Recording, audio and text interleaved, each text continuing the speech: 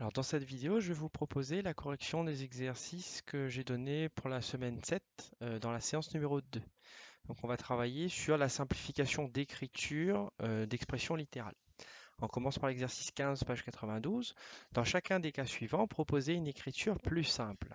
Donc cet exercice est basé sur le fait que l'on peut enlever le signe multiplié lorsqu'il est situé devant une lettre. Donc on va essayer de simplifier l'écriture en écrivant le minimum de signes multipliés, voire même en essayant de les supprimer tous. Alors on va commencer par le grand A. Alors dans le A, nous avons x fois 3. Alors là, le multiplié est devant un nombre, donc normalement on ne peut pas l'enlever. Sauf que ne faut pas oublier que dans la multiplication, on peut inverser l'ordre des nombres. Donc au lieu d'écrire x fois 3, on peut écrire 3 fois x. Et donc ce qui me permet d'avoir maintenant le signe multiplié devant une lettre. Donc lorsque le signe multiplié est devant une lettre, j'ai le droit de ne pas l'écrire. Il est sous-entendu dans ce cas-là. Et donc ça me donne 3x. Donc la forme la plus simple de cette expression, c'est 3x. Voilà, on va passer au B. Alors pour le B, on a 8 fois Y. Là, il n'y a pas de problème. Le signe multiplié est devant une lettre, donc je peux directement l'enlever. J'obtiens 8Y. Voilà la forme la plus simple de l'expression 8 fois Y. On passe au C. Alors dans le C, nous avons 2 fois Z fois 5. Alors là, on n'a que des multiplications. On a des nombres qui ne contiennent pas de lettres et une lettre. Donc, ce qu'on va pouvoir faire, c'est d'une part réordonner de façon à ce que tous les nombres soient en premier. Donc on aura 2 fois 5 fois z. Donc j'ai fait en sorte que les nombres 2 et 5 soient en premier dans les multiplications et que la lettre soit en dernier. Attention, j'ai le droit de faire ça seulement parce que ce sont des multiplications, donc opération qui permet de déplacer les nombres comme on veut. Ensuite, pour simplifier cette écriture, maintenant je peux me permettre de calculer 2 fois 5. 2 fois 5, ça donne 10 multiplié par z. Et je peux encore simplifier cette expression en enlevant le signe multiplié qui est devant le z. Donc j'obtiens égal 10z.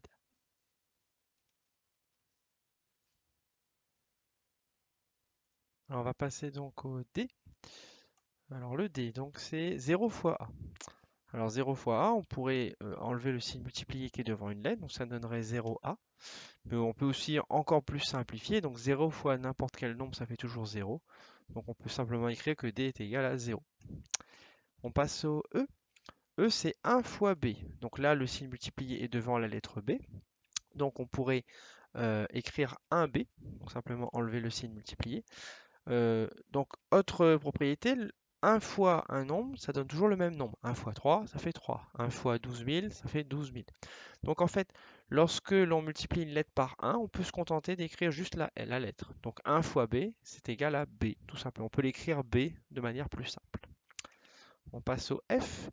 Donc, dans le F, on a C fois 4 fois C. Donc là, on a des multiplications qui mélangent des nombres normaux avec des lettres.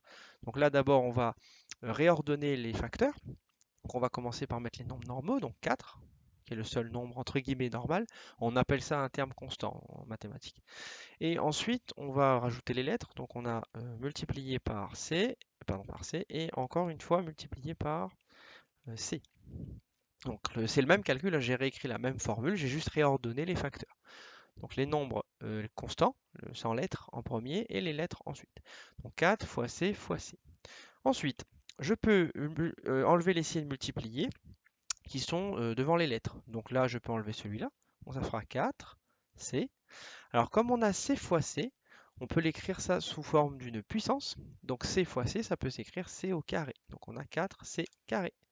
Donc voilà pour l'écriture simplifiée du F. On continue avec le G. Alors pour le G, nous avons x fois 2 fois y fois 9. On n'a que des multiplications, il y a des nombres constants et des lettres. Donc on va devoir réordonner tout d'abord et ensuite essayer de simplifier l'écriture. Donc je vais commencer par écrire les nombres constants. Donc 2 fois 9. Et il n'y a plus de nombres constants. Maintenant je passe aux lettres. Il y a x et y. Donc multiplié par x et multiplié par y. Donc là j'ai simplement réordonné l'ordre des facteurs. Maintenant, je peux essayer de calculer. Alors, 2 fois 9, ça on connaît, ça fait 18. Ensuite, le deuxième multiplié devant une lettre, donc je peux l'enlever. Je peux mettre x. Et le troisième multiplié, qui est là, je peux l'enlever parce qu'il est devant une autre lettre, y, donc je fais xy. Donc j'obtiens 18xy, qui est la forme la plus simple pour cette formule. Et on termine avec le h, enfin. Alors le h, nous avons 3 fois u plus 11 fois v. Donc ici, attention, il y a un plus. Donc celui-là, on ne pourra pas le simplifier, entre guillemets. Il n'y aura pas de simplification d'écriture avec le plus. Par contre, on pourra enlever les fois parce qu'ils sont devant des lettres. Donc on va obtenir 3u. Donc on enlève le multiplié, le premier multiplié parce qu'il est devant une lettre, plus. Et le deuxième multiplié, lui aussi, est devant une lettre. Donc on peut l'enlever, ça donne 11v. Donc on obtient 3u plus 11v qu'on ne peut pas calculer.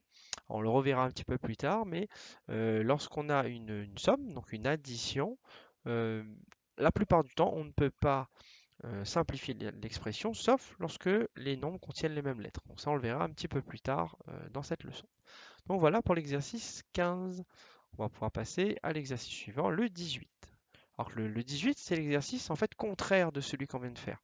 Donc, on a des expressions qui sont déjà simplifiées. Le principe va être de remettre les signes multipliés là où ils sont sous-entendus. Alors, on y va.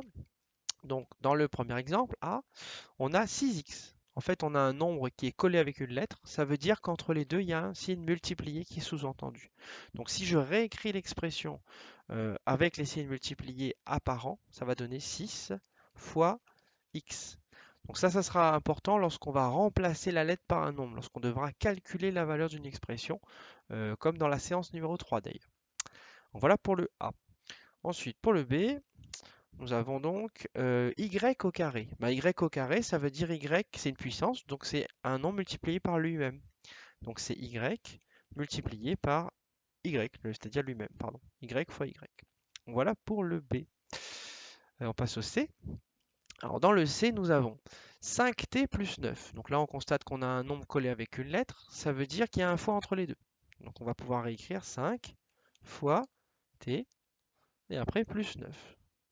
Donc le principe de l'exercice, c'est simplement de réécrire les calculs avec les signes multipliés qui sont sous-entendus.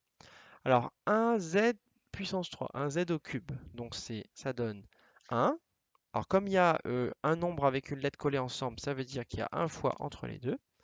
Et z puissance 3, ça veut dire z multiplié par z multiplié par z. Donc c'est z multiplié par lui-même en 3 fois.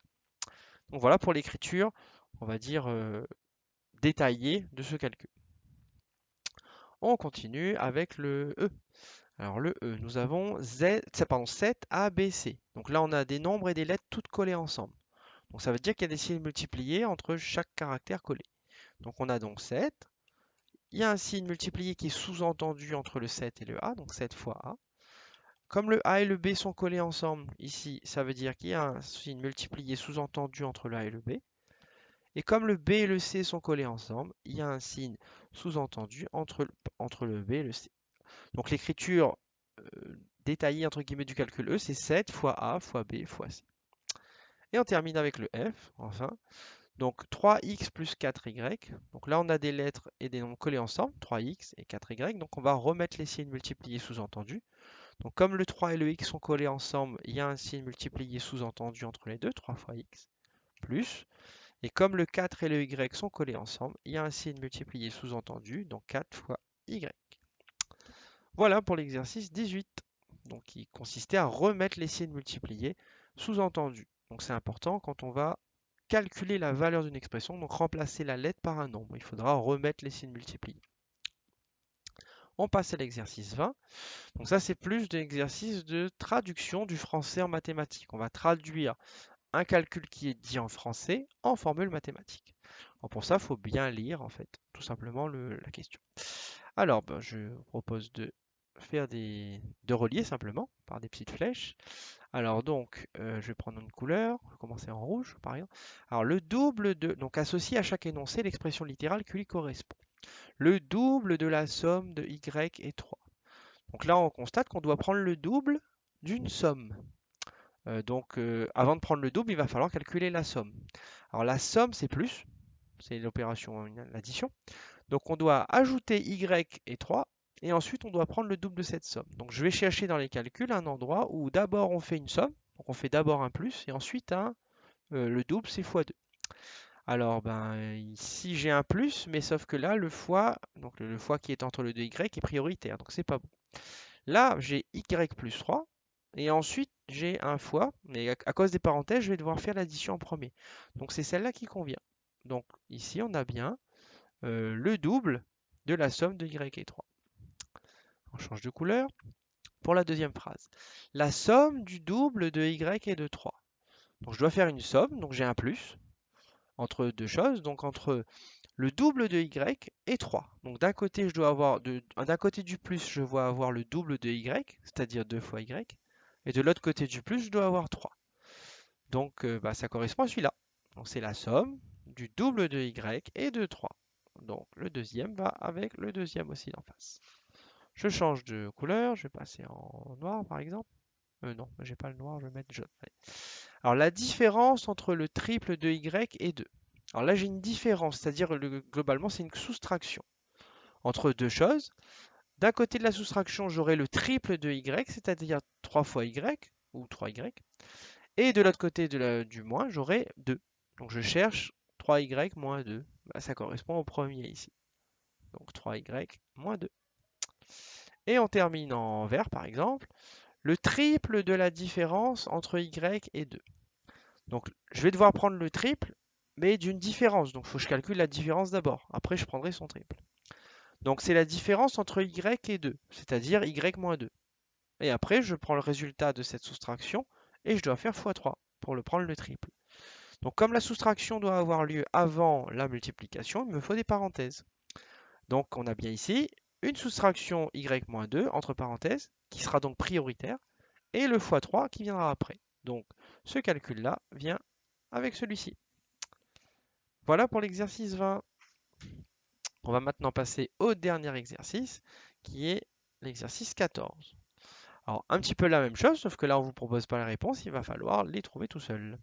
Alors, t désigne un nombre quelconque, donc n'importe lequel, exprimé à l'aide d'une expression littérale, donc avec une formule la plus simple possible. Comment on dirait le double de t? Alors le double de t c'est, le double ça veut dire 2 fois, donc 2 fois t. Donc si j'écris sous forme de formule, donc le double de t c'est 2 fois t. Alors si je veux simplifier l'écriture de cette formule, je peux enlever le fois qui est devant le t, ça me donne 2t, tout simplement. On passe au b. Alors pour le petit b, nous avons le triple de t. Le triple ça veut dire fois 3.